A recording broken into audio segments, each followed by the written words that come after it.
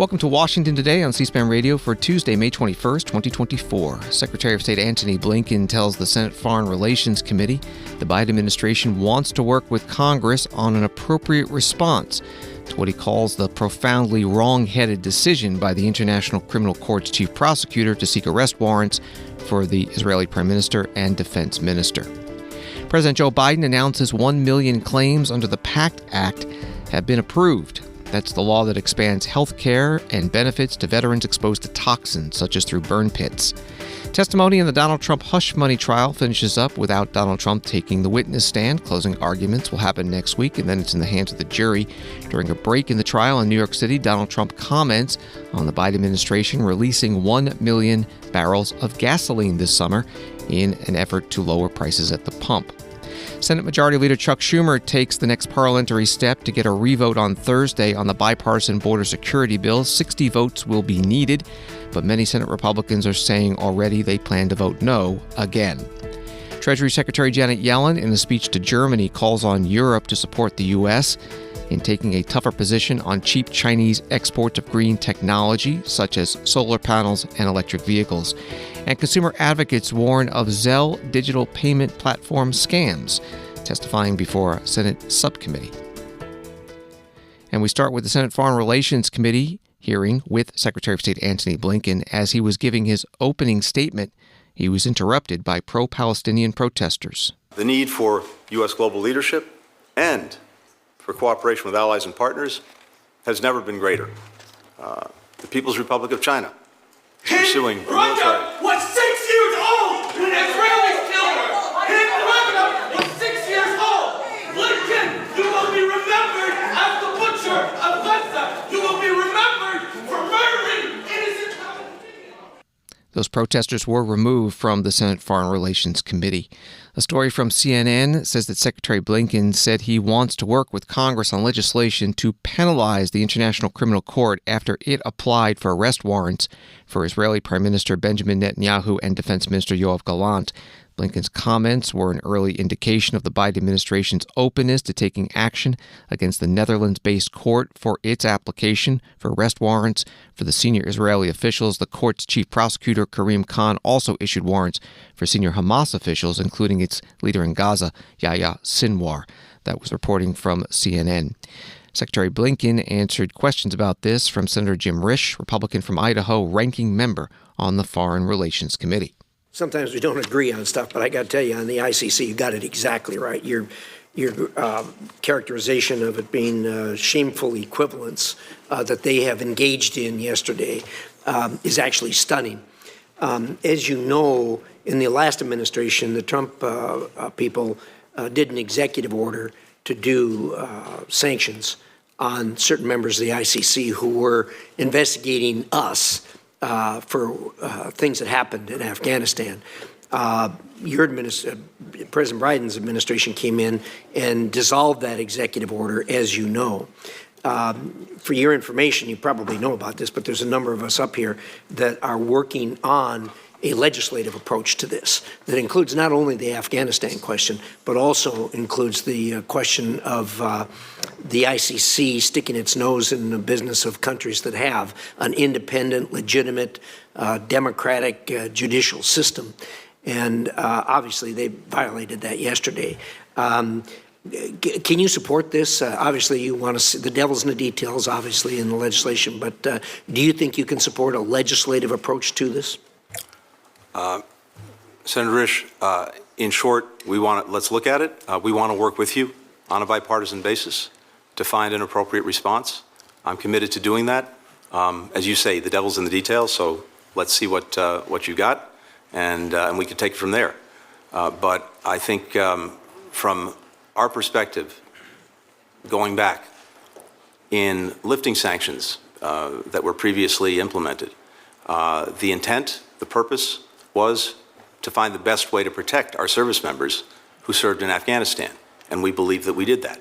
But given the events of yesterday, I think we have to look at the appropriate steps to take to deal with, again, what is a profoundly wrong-headed decision. Well, thank you. As I said, your coinage of that as a shameful equivalence, I think, is a good starting point for all of us, and it really, really deserves our attention. So we're going to spend some time on that, and I hope we can work together on that. Senator Jim Risch, Republican from Idaho, ranking member on the Foreign Relations Committee, questioning Secretary of State Antony Blinken. Jake Sherman with Punchbowl News posting today on X. House Speaker Mike Johnson just said that he is working on legislation to address the ICC, quote, as quickly as possible. He said the legislation would sanction people involved in the ICC. And a story from the Washington Post, France and Germany were among the European nations to show support for the International Criminal Court after its prosecutor applied for arrest warrants against top Israeli and Hamas officials on charges of war crimes and crimes against humanity. More from today's hearing with Secretary Blinken, Senator Jeff Merkley, Democrat from Oregon, who has been calling for a ceasefire in the war between Israel and Hamas since last November, a month into the fighting, today asked the Secretary about President Biden's pledge not to provide offensive weapons to Israel for a major invasion of the southern Gaza city of Rafah. On May 7th, President Biden announced his decision to pause the shipment of the 502,000 bombs. And the following day, he drew a red line stating that, quote, if Israel goes into Rafah, I'm not supplying the weapons that have been used historically to deal with Rafah, to deal with the cities. And you, Mr. Secretary, reinforced this point when you said, if Israel launches a major military operation into Rafah, then there are systems we're not going to be supporting and supplying for that operation. We are already seeing significant action in Rafah. About 1 million people have fled the city, and is the president going to stand by his red line? First, the president stands behind the proposition that we will always make sure that Israel has what it needs to defend itself. No one has done more, not only throughout his career, but over the last 8 or so months to make sure that that's the case, and that will continue. At the same time, when it comes to Rafah, we've been very clear in many conversations with Israeli leadership over the past months about our deep concerns about a major military operation in Rafah and the impact that that would have on civilians in Gaza. We insisted that if anything is to go forward, we see a clear, credible plan to get civilians out of harm's way, but not only to get them out of harm's way, to make sure that they're provided for when they're out of harm's way. Now, you mentioned we've seen a very large exodus of people from Rafah, but they are now in places where they don't have the support that they need and that we believe is critical to provide. We also remain very concerned about any major military operation and the impact it would have on the remaining population, given the dense urban environment in Rafah and what we've seen in other places. And so the president's been clear about this with Israel, in public as well as in conversations with others, about the fact that we will not support a major military operation. Thank you, and that's helpful to understand. Senator Jeff Merkley, Democrat from Oregon, questioning Secretary of State Antony Blinken at today's Foreign Relations Committee hearing, looking at foreign policy and also the president's request of $60 billion for the State Department and USAID in fiscal year 2025. The secretary will be before the House Foreign Affairs Committee on Wednesday. We'll have live coverage on C-SPAN Radio beginning at 2:15 p.m. Eastern. Associated Press reports from Jerusalem Israeli officials seized a camera and broadcasting equipment belonging to the AP in southern Israel on Tuesday, accusing the news organization of violating a new media law by providing images to Al Jazeera. The Qatari satellite channel is one of thousands of AP customers, and it receives live video from AP and other news organizations. Laura Easton, AP Vice President of Corporate Communications, said the shutdown was not based on the content of the feed, but rather an abusive use by the Israeli government of the country's new foreign broadcaster law. We urge the Israeli authorities to return our equipment and enable us to reinstate our live feed immediately so we can continue to provide this important visual journalism to thousands of media outlets around the world. That was from AP. And an AP reporter asked the White House Press Secretary Karine Jean-Pierre for reaction during a news conference on Air Force One. Earlier today, Israeli officials seized equipment from the AP and took down our live shot that had been going into northern Gaza. How is that acceptable behavior in a democracy? They're citing their new media law. Does the administration have a reaction to that, the Israeli government's action? So, thanks for the question. We've seen the reporting, and obviously we're looking into them. And you hear this from me and obviously the president himself when we talk about journalism and the importance and how essential it is to the pillars of our democracy. And we have women and men, certainly worldwide, who work very hard 24/7, obviously, to uphold those pillars of democracy. And so it is essential that continues, and that certainly includes journalists at the AP. And so we're looking into it. We've seen the reporting, but we stand firm in our belief in making sure that journalists have the ability and the right to do the job that's incredibly important for them to do. Do you condemn that action? I mean, I want to be really, really mindful. We're looking into it, and obviously this is concerning, and so we want to look into it. But we've always been clear the importance of the work that you all do and the work that journalists do, and again, how it is the pillar of our democracy. It is certainly part of our freedom. And you hear us say this all the time. You guys are the fourth estate. You guys hold us accountable, and make sure that the facts are out there, and that is essential to the American people, to the world, globally. And so we're going to always continue to be steadfast on that, and certainly we're going to look into this, and it is concerning to hear. The White House Press Secretary Karine Jean-Pierre answering reporters' questions on Air Force One. AP later reporting Israeli Communications Minister orders return of seized camera equipment to AP after blocking its live video of Gaza. Also, AP has a statement from the Israeli Communications Ministry saying the Communications Ministry will continue to take whatever enforcement action is required to limit broadcasts that harm the security of the state. From Reuters, food and medicine for Palestinians in Gaza are piling up in Egypt because the Rafah crossing remains closed, and there has been no aid delivered to a UN warehouse from a U.S.-built pier for 2 days. UN officials warned on Monday. The senior UN aid official said there were insufficient supplies and fuel to provide any meaningful level of support to the people of Gaza as they endure Israel's military onslaught against Hamas militants. Reuters also reporting that U.S. Central Command said on Tuesday that more than 569 metric tons of humanitarian assistance has been delivered so far via that pier. At today's Pentagon press secretary with Pat Ryder, there were questions about the problems in delivering aid. Thanks, Pat. So originally the plan was to, according to senior military officials who were briefed on this, start off by getting roughly 90 trucks per day of aid into Gaza and then scaling up to ultimately 150 trucks per day. But it seems that as of today, only about 26 total trucks have gotten in since Friday, including 14 yesterday, and some of them, of course, have been intercepted. So why are more trucks not making it across the causeway into Gaza at this point?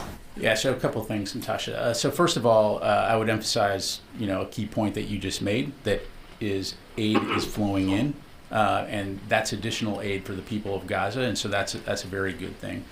The second thing is I would highlight, again, for additional context, it's just over 3 days since JLOTS first went operational, and we've already been able to push, as I mentioned, over 596 metric tons of aid for onward delivery into Gaza, more on the way. And again, it's also important to remember that this is a combat zone and that it is a complex operation. And so, we've been very clear from the beginning that we're going to take a crawl, walk, run approach to make sure that we are implementing this system in a way where we're working out the processes, the procedures, and including taking into account the security conditions. So I think you're going to see, as we work together, the amount of aid increase and the ability to get it distributed increase. But we never said it was going to be easy. Again, the circumstances that we're dealing with here are challenging. But the bottom line is that we're taking action now, and we're focused on what we can do to help save the lives of those in Gaza who need this aid. And so that's what we'll continue to stay focused on. Is aid kind of waiting to flow across the causeway? Is DoD essentially holding back the number of trucks because there's not the logistical? No. So aid, as we talked about, aid will be delivered to the floating pier, then transported via logistic support vessels, delivered to the causeway, and then put into assembly areas on shore. And that's where NGOs pick up that aid and then further distribute it. So to my knowledge, there's no stoppage. Again, as we mentioned, this is going to be a crawl, walk, run approach, and you're going to see those numbers increase in the days ahead. Pentagon Press Secretary Pat Ryder, an Air Force Major General, at his news conference at the Pentagon. From Fox News, President Joe Biden, intent on selling his legislative accomplishments this election year, will travel to New Hampshire on Tuesday to detail the impact of a law that helps veterans get key benefits as a result of burn pit or other toxic exposure during their service. In raw numbers, more than 1 million claims have been granted to veterans since Biden signed the so-called PACT Act into law in August 2022. The administration said Tuesday that amounts to about 888,000 veterans and survivors in all 50 states who have been able to receive disability benefits under the law. That totals about $5.7 billion in benefits given to veterans and their survivors, according to the administration. That reporting from Fox News. President Biden spoke at a YMCA in Nashua, New Hampshire. I'm proud to announce the VA just granted its 1 millionth PACT Act claim. 1 million.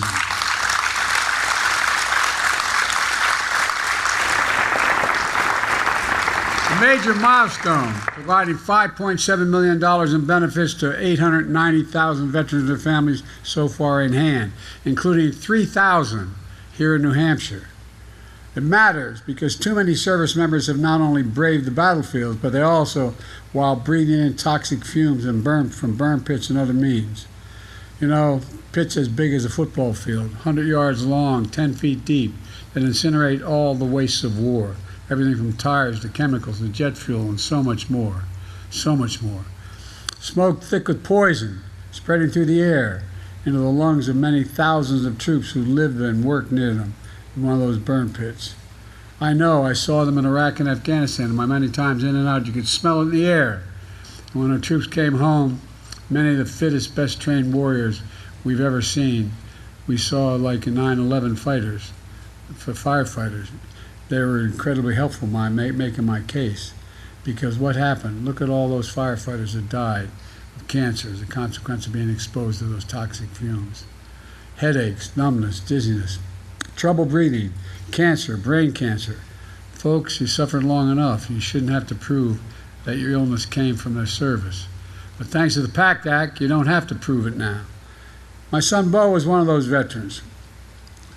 So this is personal to me and my family and to his family and his children, and to many of yours.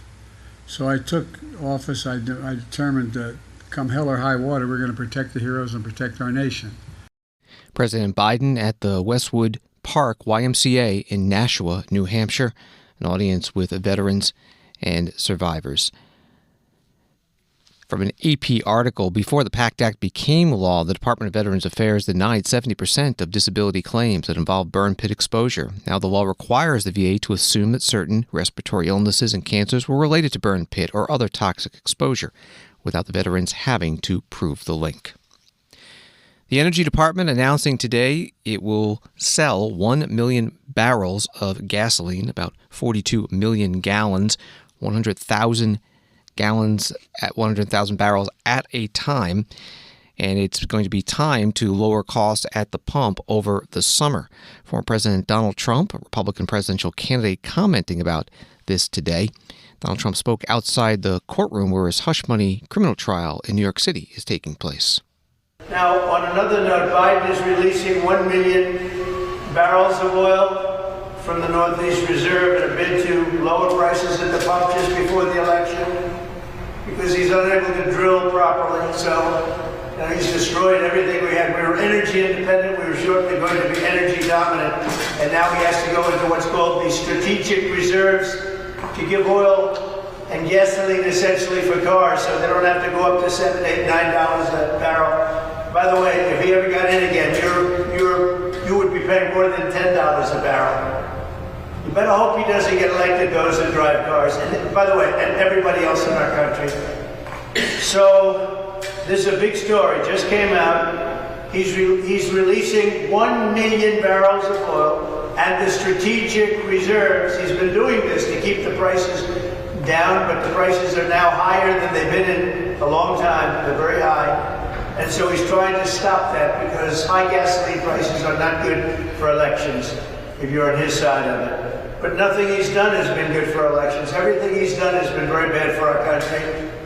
And the border, I don't know if you've seen, but the border, record numbers of people from prisons, from jails, from mental institutions, terrorists, record numbers of people are pouring into our country. Numbers like we've never seen before are pouring in. We have an incompetent president, and we have to win. And as I've said, November 5th, the most important day in the history of our country. Thank you very much, everybody. Sir, why did you decide against testifying in your case? Did you not want to take the stand? Are you nervous about conviction? Donald Trump in New York City outside the courtroom where his hush money criminal trial is taking place. Witness testimony is done, as you heard from the question. Donald Trump was not called as a witness. Closing arguments and jury instructions will take place next week. Donald Trump is accused of taking part in an illegal conspiracy to undermine the integrity of the 2016 presidential election by covering up a hush money payment with falsified business records to a woman who claims to have had a sexual encounter with him. About gasoline, Associated Press writes that gas prices average about $3.60 per gallon nationwide. That's up 6 cents from a year ago, according to AAA. And also, the release of the 1 million barrels from the Northeast Reserve, there are storage sites in New Jersey and Maine, follows a mandate from Congress to sell off the 10-year-old reserve and then close it.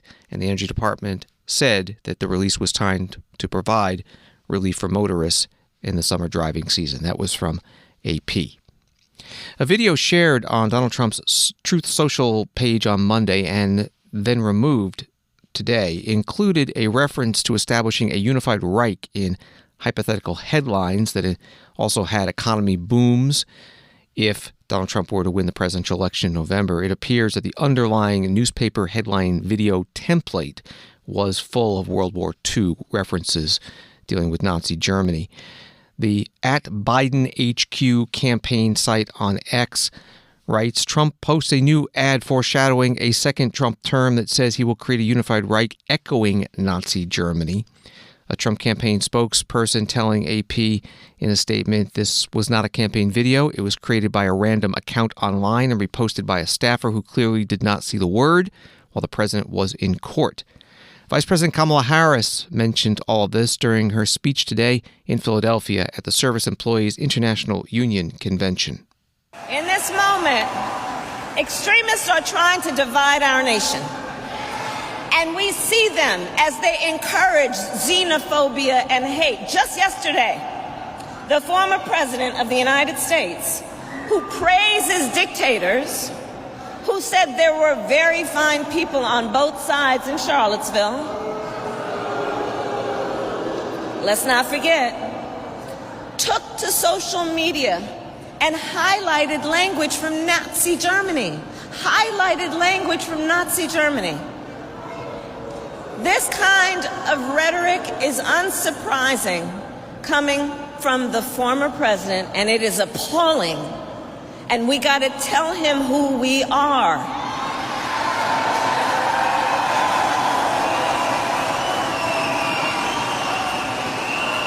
And once again, it shows our freedoms and our very democracy are at stake. In the face of these attacks, let us remind each other of our collective power.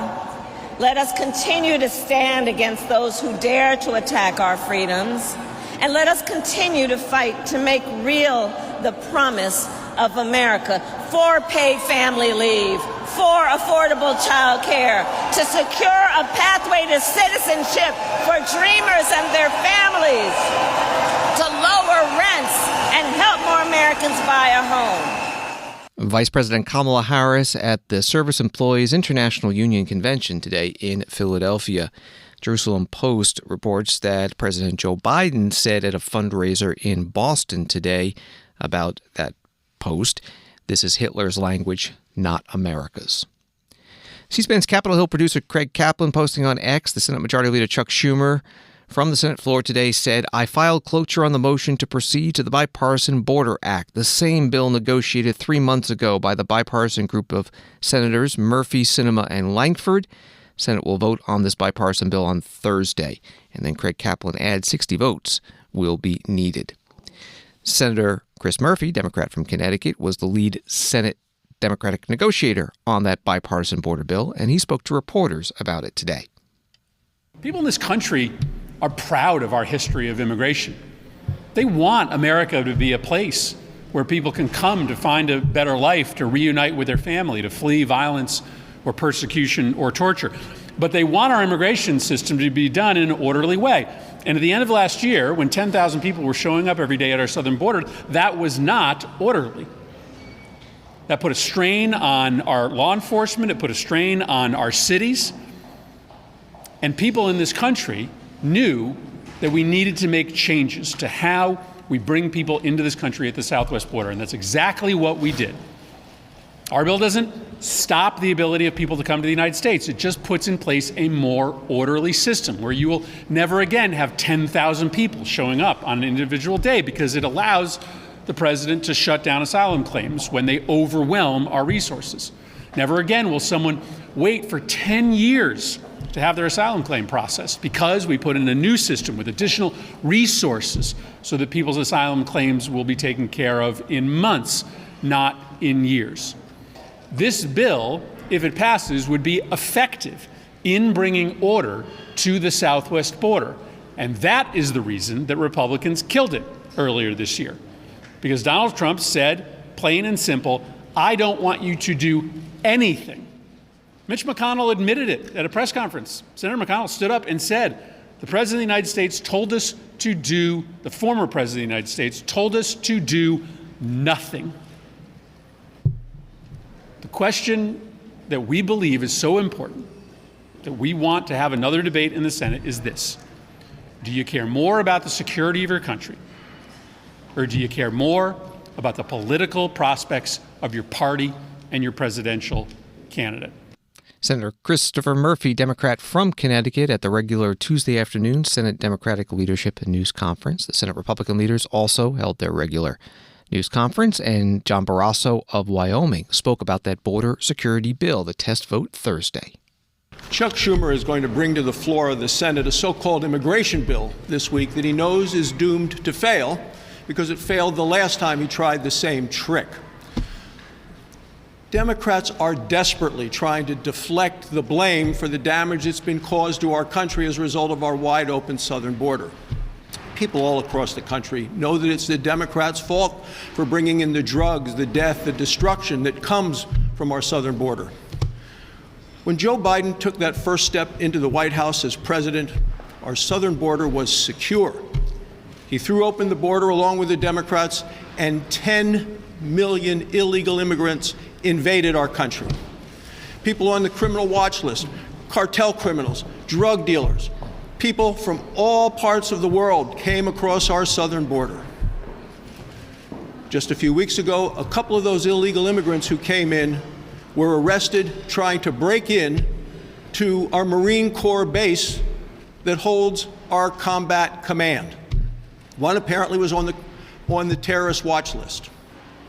So what did Biden's Homeland Security Director in the department say? Well, they dummied up. They wouldn't tell us anything about the identity or the intentions of those individuals. What they said is that the privacy of those illegal immigrants outweighed the right of public interest. They said minimal public interest. Well, look, Republicans continue to fight for the public interest, for public safety. Democrats are fighting for and voting for wide open borders. They're the ones that stopped construction of the border wall.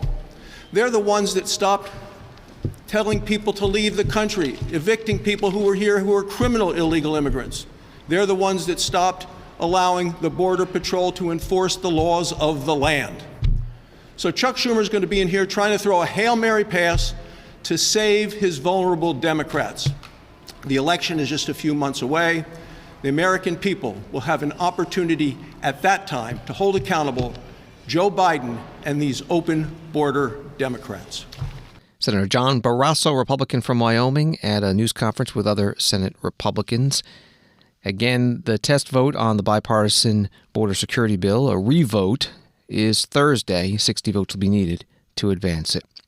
Story from Houston Public Media. Senator Ted Cruz of Texas is leading a charge to protect access to in vitro fertilization as conservative states scramble to figure out where IVF fits into the new anti-abortion legal landscape. On Monday, Cruz and Senator Katie Britt of Alabama, both conservative anti-abortion Republicans, filed the IVF Protection Act, which would make states ineligible to receive Medicaid funding if they ban IVF.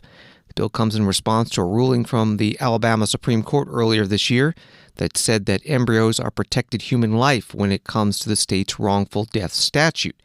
After that ruling, many IVF providers paused those services until the Alabama legislature passed temporary protections. That was from the Houston Public Media site. Those two senators mentioned were interviewed on Newsmax on Monday about their bill. Here's a question to Senator Cruz. With this new bill, will there be protections in place to actually protect the embryos and the parents of the embryos? So this bill is silent on those questions. This bill leaves that to the states. What it says is that every state must allow IVF to happen, that no state can ban it. And the reason we came together and did this is IVF is miraculous medical technology. It has enabled every year about 2% of live births in America are from IVF. We've had over 8 million babies born through IVF, and for parents that desperately want a little boy, a little girl, it has enabled them to be parents, to bring a child into the world, to love that child, to raise that child. And what happened is you had that Alabama Supreme Court decision, which the decision did not strike down IVF. It concerned, as you said, parents who had gone to a clinic and the clinic had negligently allowed the embryos to be destroyed. And so it was the parents upset that the clinic had screwed up. But the consequence of it, there was a lot of misunderstanding. And frankly, there was a lot of partisan manipulation of both the media and Democrats saying, oh, this means IVF is going to be banned across the country. And so Katie and I decided to come together and put together clear legislation that unequivocally protects IVF. Nearly 90% of Americans want IVF protected. There are 100 senators. To the best of my knowledge, all 100 senators support IVF. And so this should be a bipartisan bill. This should be a bill that every senator can come together and say, look, there are lots of issues on which we disagree, but we all agree that protecting the ability of parents to seek fertility treatment and to have a child, that is a wonderful thing. Senator Ted Cruz, Republican from Texas, in a Newsmax interview on Monday, sitting beside Senator Katie Britt, Republican from Alabama. They are co-sponsoring that IVF bill. Senator Patty Murray, Democrat from Washington State, led a news conference today on Capitol Hill about abortion rights. Her news release has this headline: Senators Murray, Baldwin, Kelly join reproductive health care providers to speak out about how Republican abortion bans are harming providers, worsening access to care. Senator Murray, at that news conference, was asked about the IVF bill from the two Republican senators. Senators Cruz and Britt yesterday introduced legislation that would federally protect IVF. Do you plan on supporting that? And if not, why not make a small gain to protect it? If Republicans really wanted to make sure that IVF was available, they would support our effort to make sure that IVF is in every state. I am confident that our legislation will do that. We are not going to accept any legislation that puts in law personhood. Senator Patty Murray, Democrat from Washington State, at a news conference today. Democratic strategist Sawyer Hackett posting on X, Ted Cruz and Katie Britt just released the new bill they claim is to protect IVF. Here's the catches. 1, it does nothing to protect IVF from court enforcing personhood laws, see Alabama ruling. And 2, it explicitly allows states to push health and safety standards for IVF. Washington Today continues in a moment. Hi, it's Kayla from C-SPAN. Imagine 45 years ago when there was just a handful of television networks. C-SPAN first went on the air bringing an unfiltered view of government directly to America's living rooms. No spin, no commentary, just pure democracy in action. And it's Greta from C-SPAN. It was a bold experiment. We finally had a front row seat to Congress, the White House, and the campaign trail, all without government funding. As we celebrate 45 years and a legacy of unfiltered access, we ask for your support of a donation in honor of our 4 decades of service. Your gift, no matter how big or small, will help maintain this vital resource for access to the democratic process. You can help ensure another 45 years of witnessing history unfold and empowering citizens to be informed and engaged in the political process. Visit cspan.org/donate today and join our 45th anniversary campaign. Thank you for supporting C-SPAN, your unfiltered view of government. Visit cspan.org/donate today to make your gift of support. Thank you. Welcome back to Washington Today, available as a podcast on the free C-SPAN Now mobile app and wherever you find your podcasts. From the New York Times, Treasury Secretary Janet L. Yellen said on Tuesday that the United States and Europe needed to work together to push back against China's excess industrial capacity, warning that a wave of cheap Chinese exports represents a grave threat to the global economy. Ms. Yellen's remarks, delivered during a speech in Germany, highlighted what is expected to be a central topic of discussion when the group of 7 finance ministers meet in Italy this week. China's excessive production of green energy technology has become a pressing transatlantic concern in recent months. Officials in President Biden's administration have grown increasingly worried that his efforts to finance domestic manufacturing of clean energy and other next-generation technologies will be undercut by China, which is churning out steel, electric cars, and solar panels at a rapid clip. That was from the New York Times. Secretary Yellen spoke at the Frankfurt School of Finance and Management, where she received an honorary doctorate degree. The U.S. and Europe both recognize that China's tremendous rise from representing 3% of the global economy to 20% means that it will help shape the global economy.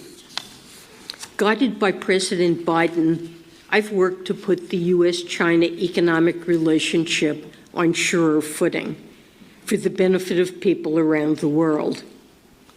As I've repeatedly emphasized, we do not seek to decouple. We seek to diversify. And President von der Leyen has said the same, emphasizing the need to de-risk.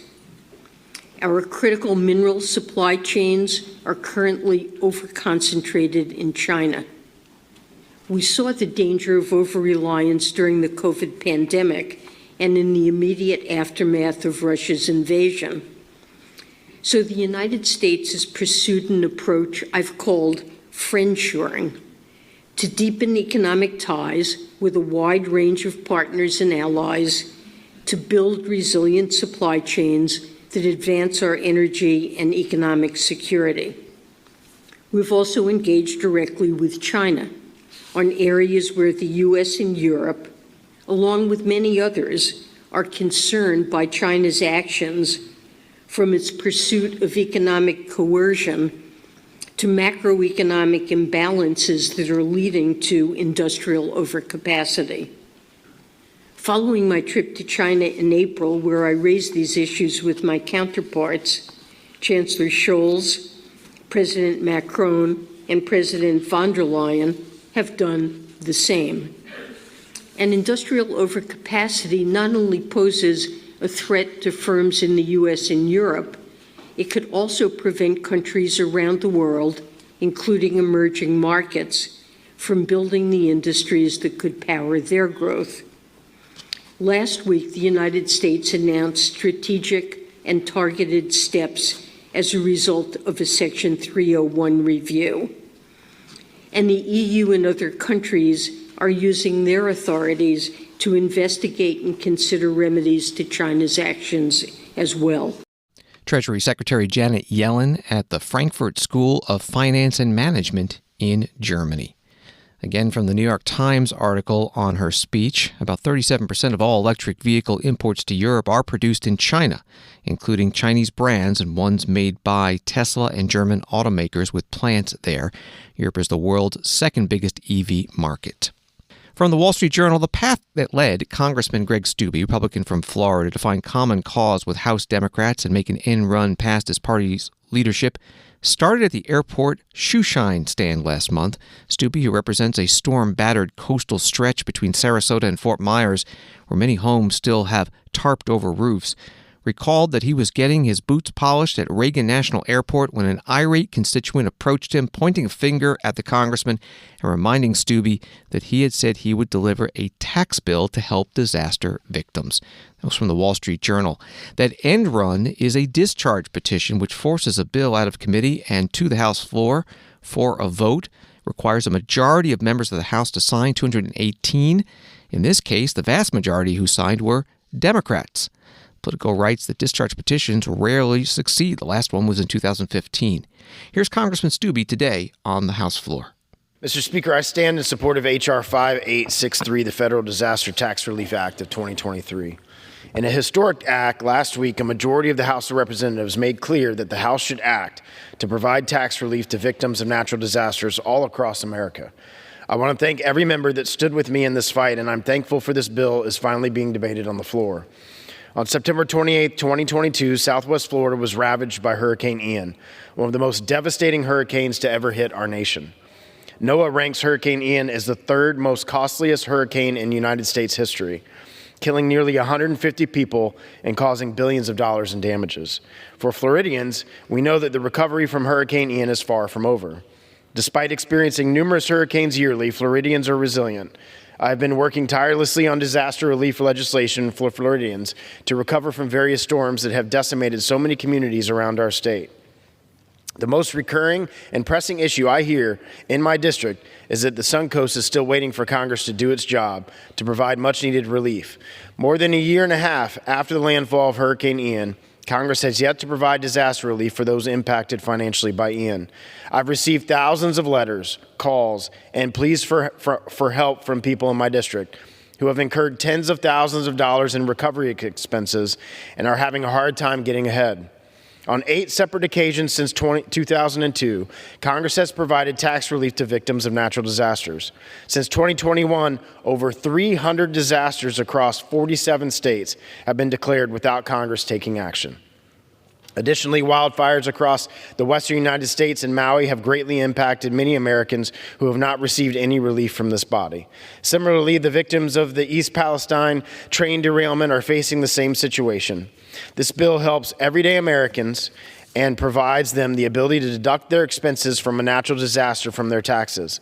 Congressman Greg Stubbe, Republican from Florida, on the House floor on his disaster tax relief bill, coming up for debate and vote today because of a rarely successful discharge petition.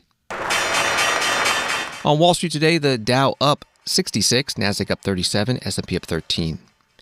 The Senate Homeland Security and Governmental Affairs Permanent Subcommittee on Investigations held a hearing today titled Fraud Alert, Shedding Light on Zelle.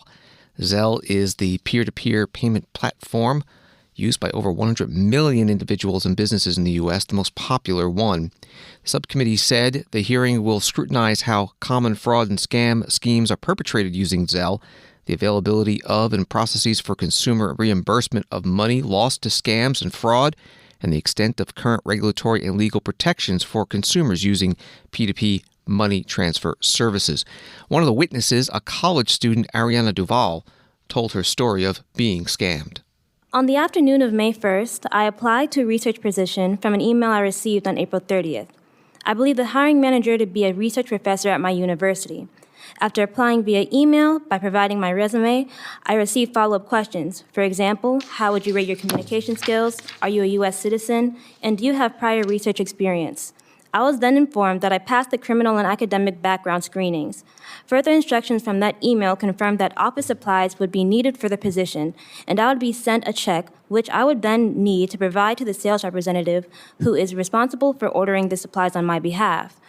I received a check in the form of a PDF on May 2nd through an email that presented itself as the payroll department at my university. It actually had the .edu domain presented in the email address.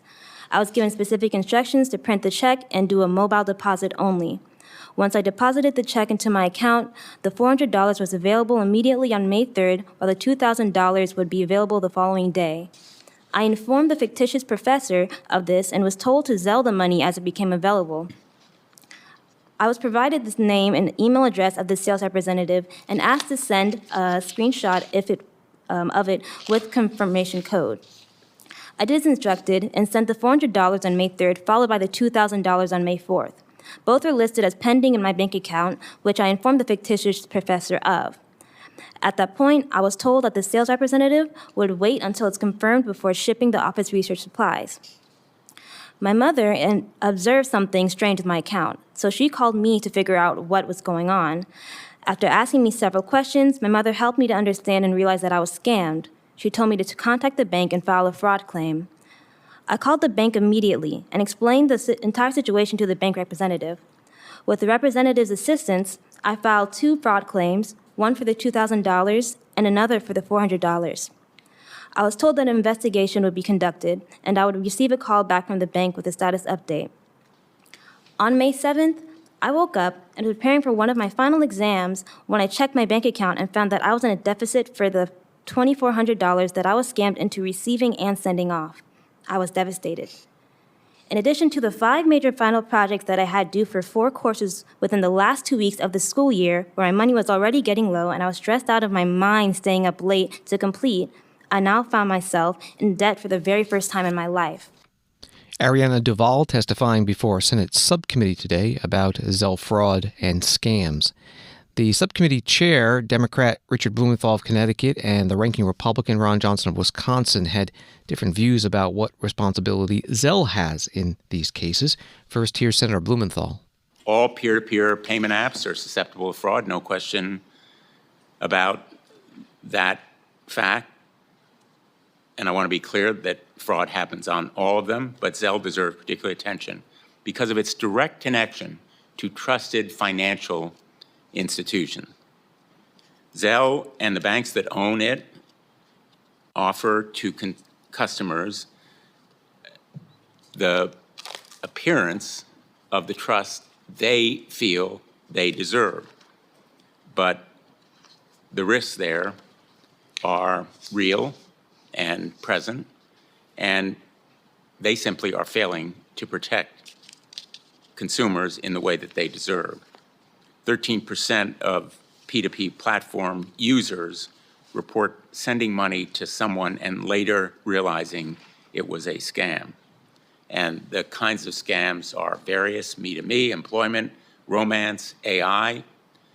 They have various categories, but the bottom line here is literally that the banks are failing to do what they should to protect their consumers. Senator Richard Blumenthal, Democrat from Connecticut, chair of the subcommittee holding today's hearing. The ranking Republican on the subcommittee is Ron Johnson of Wisconsin. A company like Zelle just doesn't have the hundreds of billions of dollars in interchange fee profits to reimburse. Now, it does appear that they reimburse for unauthorized, or at least some unauthorized purchases, but there is a fair amount of friction. There's many steps you have to go through to actually have that money transferred. And it really is, to a certain extent, caveat emptor. I mean, I'll say caveat, we'll sell that user beware. When you're transferring money through these peer-to-peer, the money's gone inside of your checking account, and it's going to be very difficult to recover. So the only way you get reimbursed is literally comes out of the hide of the banks. And for the chairman to say that you ought to extend the same protections that credit card companies do, again, they don't have the profits off of this system. They don't have the interchange fees, hundreds of billions of dollars worth of interchange fees to use that as a cost of business. That's what the banks and the credit card companies view it as. So this is a different system. Again, we need to be concerned about scams and fraud, but there's a fair amount of responsibility on the part of the users to try and prevent that. And I know we've got some people that have been scammed. Again, I've heard some things that are, I understand why people all of a sudden quit transfer money. They've got a loved one in trouble. It's despicable.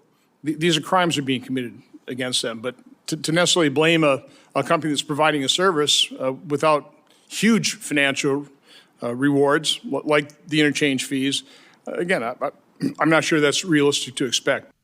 Senator Ron Johnson, Republican from Wisconsin, ranking member on the Senate Homeland Security and Governmental Affairs Permanent Subcommittee on Investigations. You can find today's hearing in full, it's the video, at our video library, cspan.org. And thanks for joining us on Washington Today. Subscribe to C-SPAN's free evening newsletter Word for Word, and you'll get the stories making headlines in Washington emailed to you every day. Sign up at cspan.org/connect. Have a good night.